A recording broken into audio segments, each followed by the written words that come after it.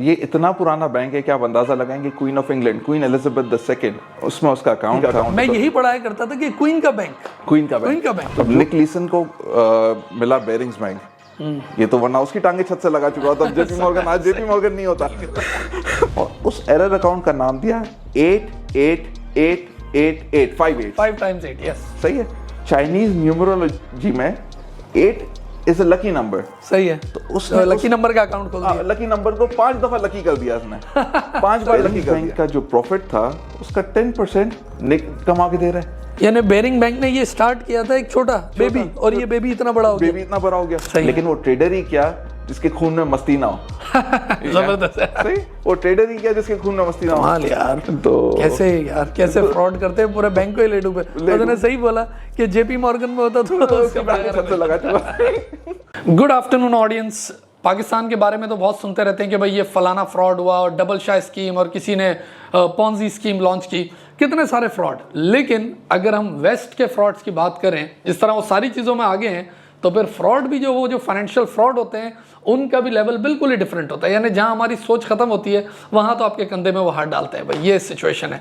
तो आज जिस फ्रॉड की हम बात करने जा रहे हैं वो है Baring bank. Very famous bank, यानी ऐसा बैंक जिसमें बैंक वो क्वीन का अकाउंट होता था, और वो bank due to the fraud और ड्यू टू वन पर्सनैलिटी, उस पर हम आज डिस्कस करेंगे, सिर्फ 1 पाउंड में बिका, यानी पूरा बैंक खत्म हो गया। अच्छा, मेरे साथ आज जो मौजूद हैं इस डिस्कशन में वो मेरे एक बहुत पुराने स्टूडेंट भी रहे, सही है ना, यानी आई थिंक 15-16 साल पुराने स्टूडेंट, सही है ना।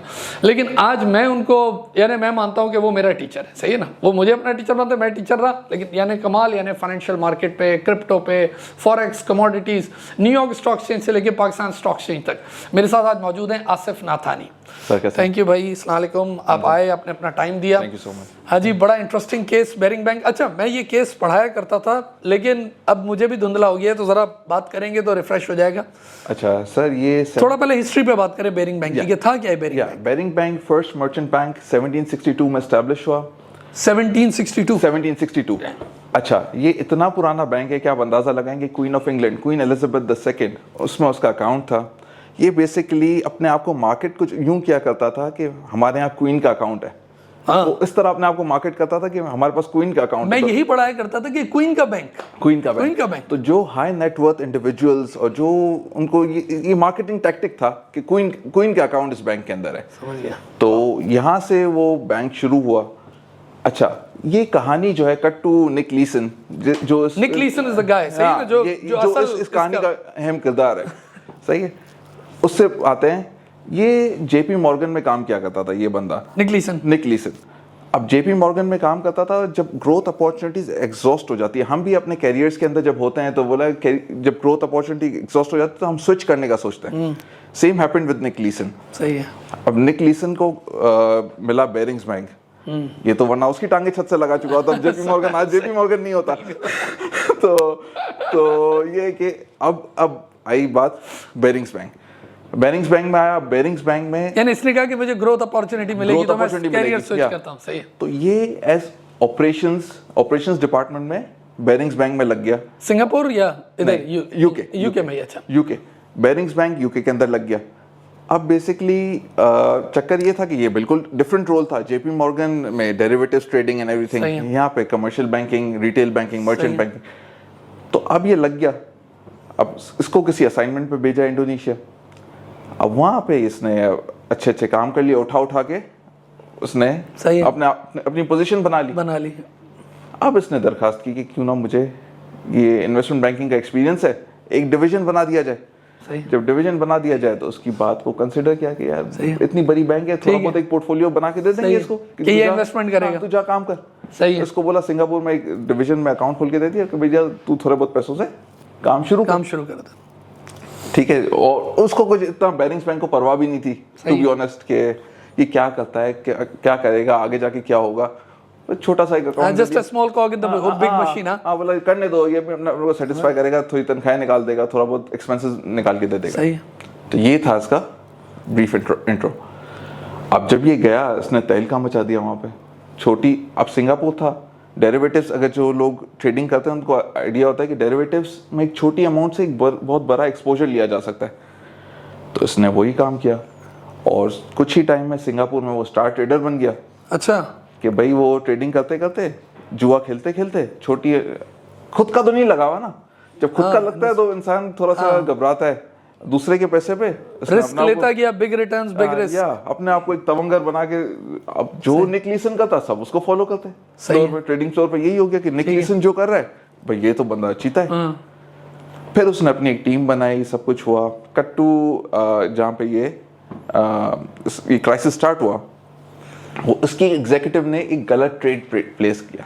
इसने एक अकाउंट भी बनाया था, वो एक उस पे आ रहा हूँ, वो मुझे याद आ रहा है। या तो उसने क्या किया, ये इस कहानी के बाद वो अकाउंट है, तो इसकी एक एग्जीक्यूटिव ने $20,000 का नुकसान कर दिया। सही है। अब निक अपने ईगो पे आ गया कि यार मेरे अकाउंट में लॉस कैसे हो सकता है। हाँ। तो उसने बोला यार, फिर उसने सुना कि ट्रेडिंग फ्लोर पे कि कंपनीज के पास एक एरर अकाउंट होता है। ठीक है। एरर अकाउंट होता है तो जिसमें सारी ट्रेड रेक्टिफिकेशन के लिए उस एरर अकाउंट में डाल दी जाती है। सही है। तो उसने वो ट्रेड उस एरर अकाउंट में डाल दी और उस एरर अकाउंट का नाम दिया 88888 5 times 8, यस। सही है। चाइनीज न्यूमरोलॉजी में 8 इज अ लकी नंबर। सही है। तो उसने लकी नंबर का अकाउंट खोल दिया। लकी नंबर को 5 दफा लकी कर दिया उसने 5 बार लकी कर दिया। सही है। तो उसने वो $20,000 की ट्रेड वहां फेंक दी। अब जब वहां उस ट्रेड को फेंका उसने, तो हुआ कुछ यूं कि सारे पॉजिटिव ट्रेड्स रिपोर्ट करता था टू यूके, जो एरर ट्रेड्स होती थी वो छुपा के रखता था। यानी ऐसे कि जो बच्चा है ना, उसने अपने घर का एड्रेस वो दिया हुआ है कि भाई जब रिजल्ट आए, पॉजिटिव रिजल्ट आए, जब पास हो जाओ तो बाप को पहुंचे, वरना फिर चौकीदार वहीं फाड़ के फेंक दे। ऐसे ही है। एग्जैक्टली ऐसे ही अकाउंट बनाया। ठीक है, समझिए। अब सिंगापुर आज तो बहुत कंप्लायंट है, लेकिन उस टाइम पे यूके अपनी कंप्लायंस की मिसाल देता है कि हम सारी एक्ट्स वगैरह जो कॉर्पोरेट गवर्नेंस की एक्ट्स है सब यूके में एस्टैब्लिश हुई, ऐसा ही है। हाँ, एस्टैब्लिश करने वाले। हाँ, लेकिन ये जो सिंगापुर था आज बहुत कंप्लायंट है, लेकिन उस वक्त लूप होल्स थे सिस्टम के अंदर। सही है। जिसका खूब फायदा उठाया निक ने। सही है। ठीक है। तो ये एरर ट्रेड्स रिपोर्ट ही नहीं होती थी और वो इसमें जमा होती रहती थी। ये एरर ट्रेड्स एक्यूमुलेट होते होते $10 मिलियन तक पहुंच गई। 10 मिलियन या billion? Million. $10 million. $10 million. Okay. लेकिन साथ ही साथ उस बैंक का जो उस सिंगापुर डिवीजन से प्रॉफिट जो यूके को रिपोर्ट हो रहा था, वो उस बैंक की टोटल बॉटम लाइन का 10% हो गया। ओके। तो बेरिंग्स बैंक का जो प्रॉफिट था उसका 10% कमा के दे रहा है। यानी बेरिंग बैंक ने ये स्टार्ट किया था एक छोटा बेबी, और ये बेबी इतना बड़ा हो गया। बेबी इतना बड़ा हो गया। तो अब वो जब 10% पे बॉटम लाइन पहुंच गई, तो आप ऑडिट में भरा दो कि दिस इज समथिंग मटेरियल। जब 10% प्रॉफिट आफ्टर टैक्स हो गया तो वो चीज मटेरियल हो गई। तो जब वो मटेरियल हो गई तो अब वो नजर में आने लगा निक। अब इसके जितने बॉसेस थे सबके रिवॉर्ड्स जो थे वो निक की परफॉर्मेंस से टाइड अप हो गए। समझ गया। तो अब वो उनका स्पेशल इंटरेस्ट डेवलप हो गया निक के अंदर के निक हमें कमा के दे रहा है, बेरिंग्स बैंक को निक चला रहा है। तो इंटरेस्टिंग। ये स्टोरी यहाँ तक आई। अच्छा, ये डाउनफॉल कैसे स्टार्ट हुआ इसका? अच्छा, तो ये जो हमने बात की कि $10 मिलियन का ये जो एक एरर अकाउंट खड़ा था, तो उसे भाई सबने कहा कि भाई तुम पहले इसको सेटल ऑफ कर दो, ये बहुत बढ़ता जा रहा है। तो डाउनफॉल से पहले उसने एक निके फ्यूचर्स में ट्रेड किया और वो पॉजिटिव होके उसने खत्म कर दिया। लेकिन वो ट्रेडर ही क्या जिसके खून में मस्ती ना हो। जबरदस्त है। सही, वो ट्रेडर ही क्या जिसके खून में मस्ती ना हो। उसने बोला जब मैं ये खत्म कर सकता हूँ तो why not take another bet. Yes. ठीक है। तो मार्केट्स ऑब्जर्व किया जाता है कि एक रेंज के अंदर चलती है। ठीक है, यहां से यहां तक चलेगी। तो उसने एक पोजीशन ली जिसे हम कहते हैं फाइनेंशियल मार्केट में शॉर्ट स्ट्रैंगल, उस पर बाद में बात करेंगे। ठीक है, शॉर्ट स्ट्रैंगल लिया तो वो बेसिकली वो बेट ये थी कि ये मार्केट यहां से यहां तक चलेगी। यानी शर्त यही थी कि भाई इसमें ही गेम रहेगी। इस रेंज में मार्केट चलेगी तो मैं बहुत अच्छे पैसे बनाऊंगा। सही है, और इस रेंज में चलेगी, शर्त ये कि इस रेंज में चले, रेंज आउट हुई तो पैसे डूबेंगे। सही है। ठीक है। तो इस रेंज में जब मार्केट चल रही है, कुछ टाइम तक ये बहुत अच्छा चलता रहा। उसके बाद एक जापान में अर्थक्वेक आ गया।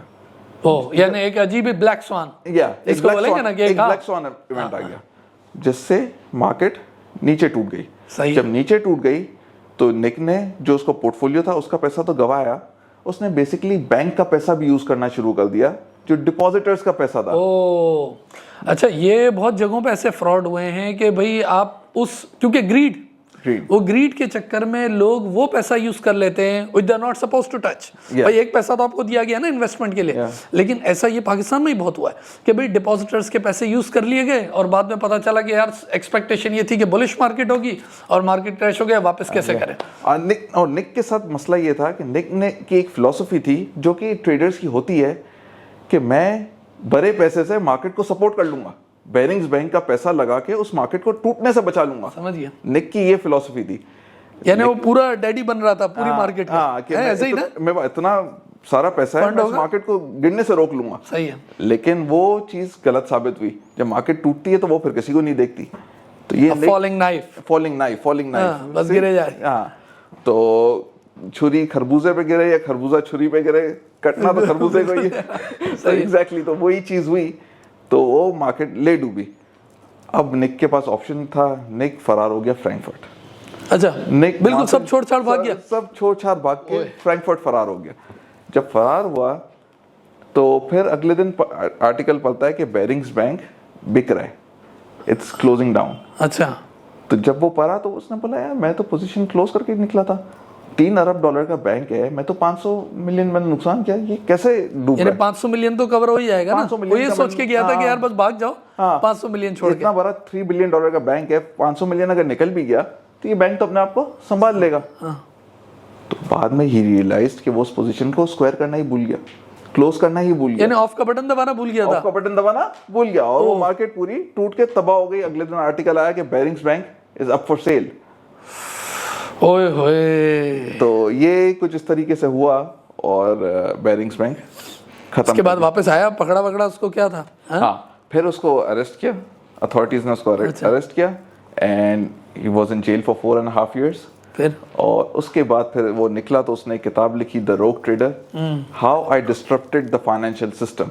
वाह, अच्छा ये भी एक बड़ा है कि भाई जितने ये बड़े बड़े फ्रॉडी, क्योंकि स्मार्ट रहे हमेशा, चाहे आप एनरॉन की हालत देख लें या जिसकी भी आप देखें, तो ये लोग ऐसे थे, ये स्मार्ट लोग थे कि इन्होंने इस तरीके से खेला ना यार, इतने लोगों के विश्वास के साथ खेल लिया, क्या टेक्निक होती थी, गेम कर लेते थे।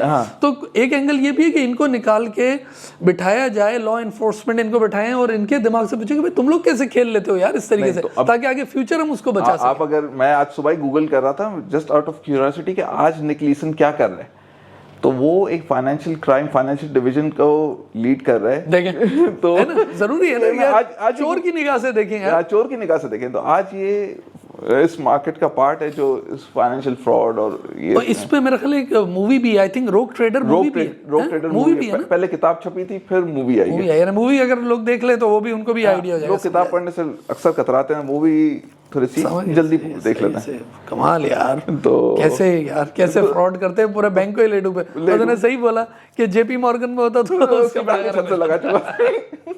सही। ठीक है, आज जेपी मॉर्गन ना होता। परफेक्ट। हाँ, नहीं, बिल्कुल।